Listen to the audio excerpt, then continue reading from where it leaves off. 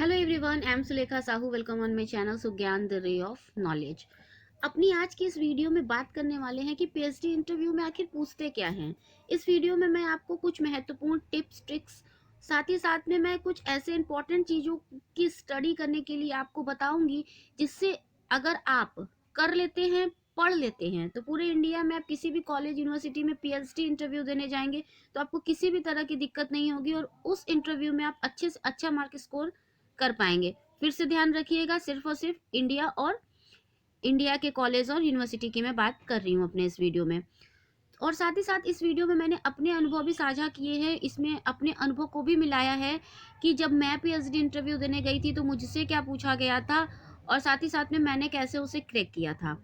तो ये वीडियो बहुत ही इंटरेस्टिंग होने वाली है, बहुत ही नॉलेजेबल होने वाली है, क्योंकि आप लोग हमेशा ही पूछते रहते हैं कि पीएचडी इंटरव्यू में क्या पूछते हैं, कैसे एडमिशन लेना है, सभी कुछ, क्योंकि पीएचडी और असिस्टेंट प्रोफेसर की रिक्रूटमेंट वैकेंसी मैं हमेशा बताती रहती हूँ अपने चैनल पर।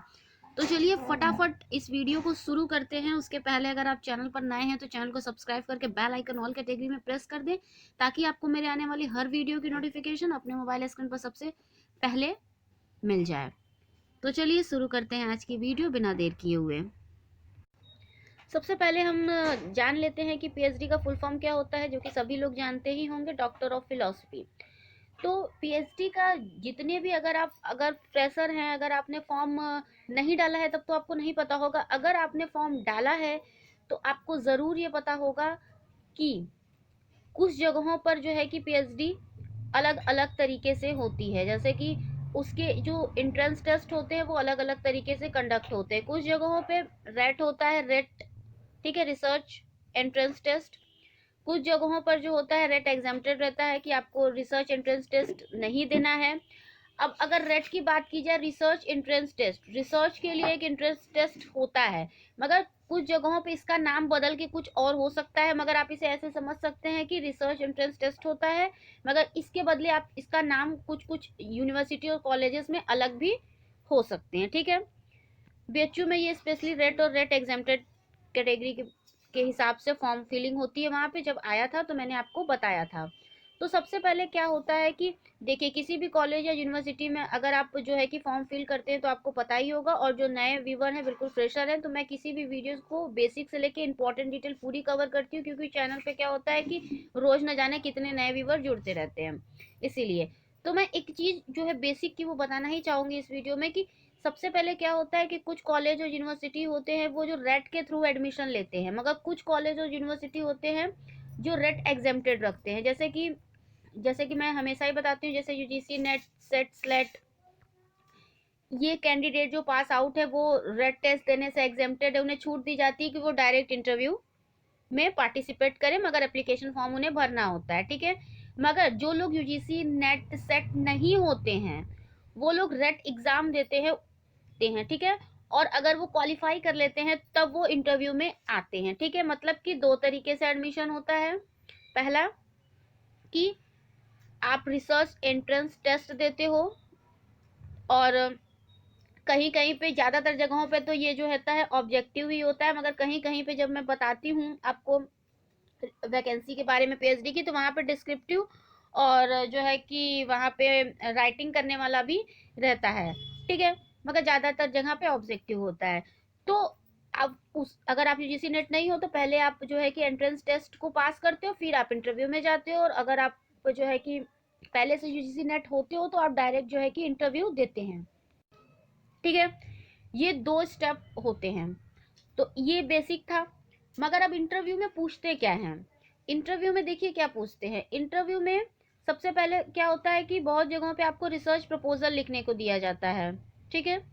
तो आप रिसर्च प्रपोजल लिखते हो, तो एक अच्छा रिसर्च प्रपोजल, मान लीजिए उसमें तो लिखा होता है कि हाइपोथेटिकल कोई भी टॉपिक ले लीजिए आप और आप उसमें लिखिए कोई भी रिसर्च प्रपोजल, जो भी आपको समस्या अच्छी लगती है। मान लीजिए आपको बाल मजदूरी पे, चाइल्ड लेबर पे पीएचडी करनी है, तो आप उससे रिलेटेड रिसर्च प्रपोजल लिखते हैं। अब रिसर्च प्रपोजल लिखना कैसे है वो मैंने पहले ही इस चैनल पर बता दिया है, और उसकी लिंक जो है आई बटन पर मैंने दे दिया है, वहां पे जाके देख सकते हैं कि आप एक अच्छा रिसर्च प्रपोजल सिनॉप्सिस कैसे लिख सकते हैं, ठीक है। आप रिसर्च पेपर भी उसके हेल्प से लिख सकते हैं, तो आप उसे देख लीजिएगा। हम अपनी इस वीडियो में सिर्फ और सिर्फ इंटरव्यू के बारे में ही बात करेंगे।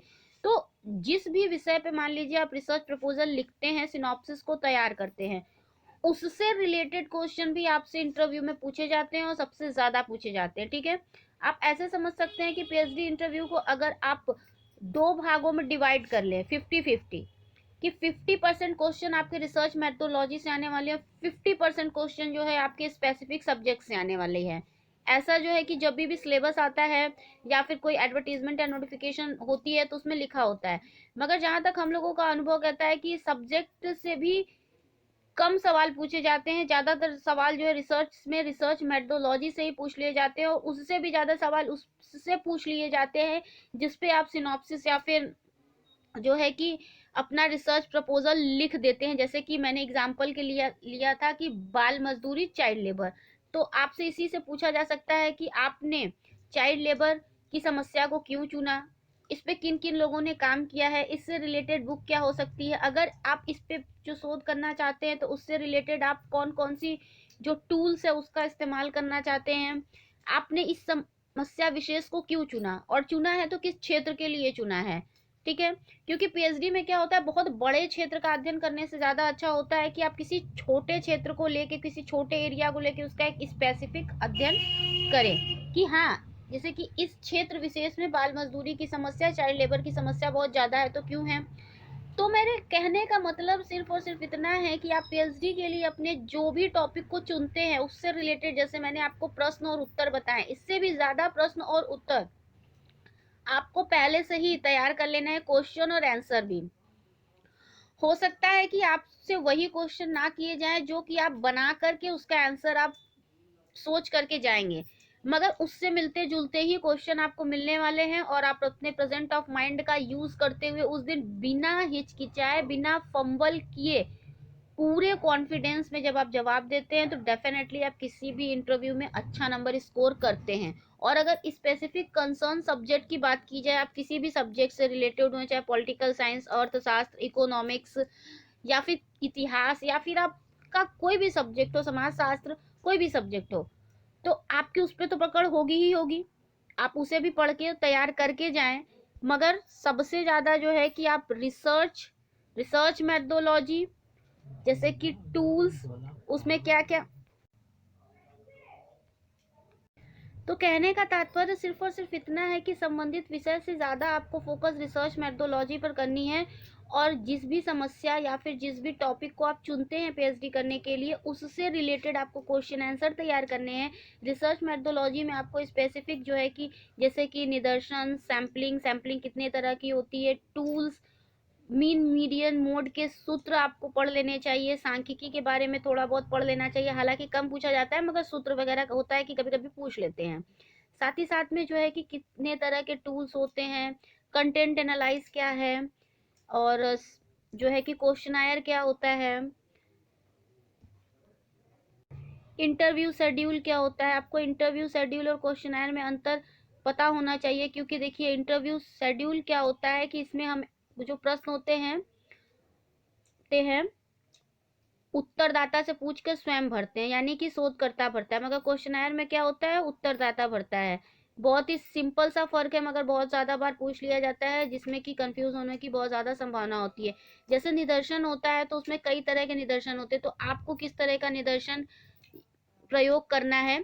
हालांकि आप अगर जो है कि अभी आपने सिर्फ और सिर्फ रिसर्च प्रपोजल लिखा है, आप इतना डिटेल में आंसर नहीं दे पाते हैं तो भी कोई बात नहीं है, या आपने अभी जो है कि अभी सोचा नहीं है कि आप इसमें कौन से टूल्स का प्रयोग करेंगे, मगर आपको रिसर्च मेथोडोलॉजी का अच्छा ज्ञान होना ही चाहिए। क्योंकि अगर आप बता देते हो, वो लोग आपको समस्या विशेष दे के भी कह सकते हैं कि इस तरह की समस्या है, तो आप अपने माइंड से बताइए कि किस तरह का जो टूल्स है आप प्रयोग करेंगे। हाइपोथेटिकल में भी चला जाएगा, तो आपको बताना पड़ेगा, तो अगर आपने पढ़ा नहीं है अच्छे से तो आप फंस सकते हैं। तो कहने का तात्पर्य सिर्फ और सिर्फ इतना है कि आपको रिसर्च मेथोडोलॉजी का सारा चीजें आपको पता होनी चाहिए।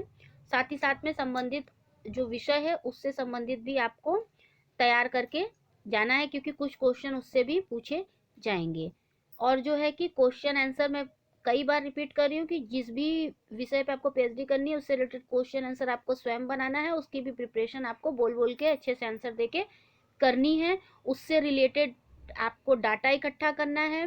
जिस भी टॉपिक पे आप करना चाहते हैं उस पे किन किन लोगों ने कार्य कर लिया है, क्या क्या इंपॉर्टेंट बुक्स हो सकती है, आपने उसे क्यों चुना है, और भी इस तरह के तमाम क्वेश्चन आपको सोच सोच के बनाने होंगे।